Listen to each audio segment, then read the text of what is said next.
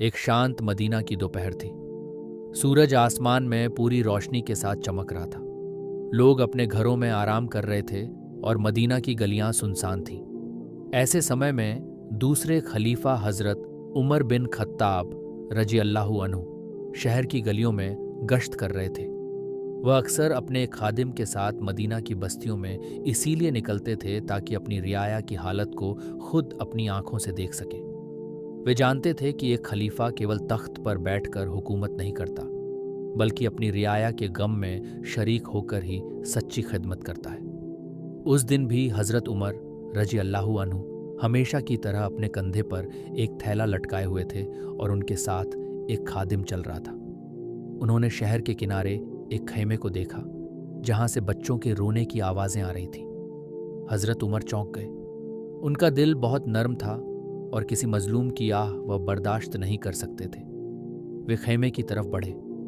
खेमे में एक गरीब औरत बैठी थी जिसके चारों तरफ छोटे छोटे बच्चे भूख से बिलख रहे थे। चूल्हे पर एक हांडी रखी थी जिसमें सिर्फ पानी उबल रहा था। हजरत उमर रजी अल्लाहु अन्हु ने सलाम करने के बाद नरमी से पूछा, ए अल्लाह की बंदी, ये बच्चे क्यों रो रहे हैं? क्या परेशानी है? औरत ने गुस्से और बेबसी के साथ जवाब दिया, ये बच्चे भूखे हैं, कई दिन से कुछ खाने को नहीं मिला। मैंने चूल्हे पर पानी चढ़ा दिया है ताकि वे समझें कि कुछ पक रहा है और शायद सो जाएं। उमर को क्या खबर कि हम किस हाल में हैं? वो तो खलीफा है, उन्हें हमारी क्या फिक्र। हजरत उमर की आंखों में आंसू आ गए। कुछ देर वह खामोश रहे, फिर बोले, ऐ अल्लाह की बंदी, तुम मुझसे नाराज हो सकती हो, लेकिन इन मासूम बच्चों का क्या कसूर? तुम चिंता मत करो, मैं अभी कुछ लेकर आता हूं। हजरत उमर तुरंत बैतुल माल गए। वहां से आटा, घी, गोश्त, खजूरें और जरूरी सामान लेकर आए। खादिम ने कहा, अमीरुल मोमिनीन, आप थैला मुझे दे दीजिए, मैं उठा लेता हूं। हजरत उमर ने फरमाया, क्या कयामत के दिन भी मेरा बोझ तुम उठाओगे? और खुद अपने कंधे पर थैला रख लिया। ये जुमला उनकी जिम्मेदारी और खुदा के डर को बयान करता है। उन्हें मालूम था कि अल्लाह ताला के सामने उनसे हर एक शख्स के बारे में सवाल होगा। वह सामान लेकर दोबारा खेमे की ओर लौटे। खेमे में आकर खुद चूल्हा जलाया, हांडी रखी, गोश्त और आटा डालकर खाना पकाया, फिर बच्चों को अपने हाथों से खाना खिलाया। जब बच्चों ने पेट भरकर खाया तो उनके चेहरे खिल उठे। वे हंसने और खेलने लगे।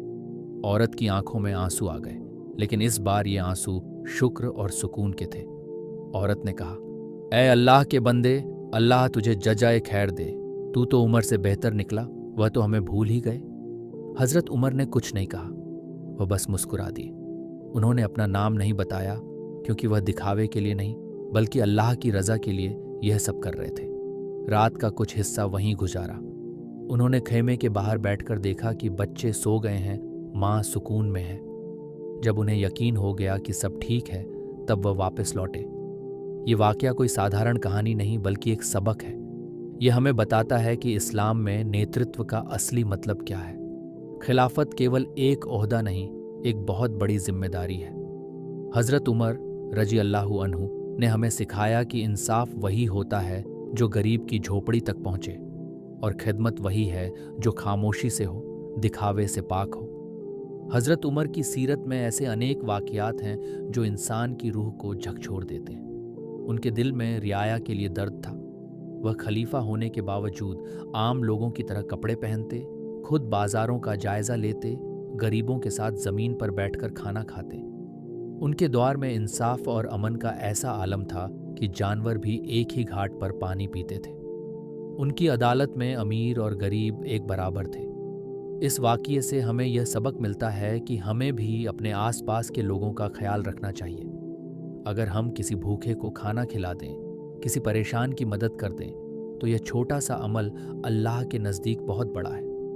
हजरत उमर ने अपने अमल से दिखाया कि ईमान केवल इबादतों का नाम नहीं, बल्कि खिदमत ए खल्क और इंसाफ भी उसका अहम हिस्सा है। आज अगर हम चाहते हैं कि हमारा समाज तरक्की करे, तो हमें हजरत उमर जैसे किरदारों को अपनाना होगा। हमें अपने घरों, मोहल्लों, शहरों और मुल्कों में इंसाफ, रहम, खलूस और मोहब्बत को आम करना होगा। तभी हम इस दुनिया में भी कामयाब होंगे और आखिरत में भी सरफराज। ये कहानी सिर्फ एक खेमे की नहीं, बल्कि पूरी इंसानियत के लिए एक रोशनी का मीनार है।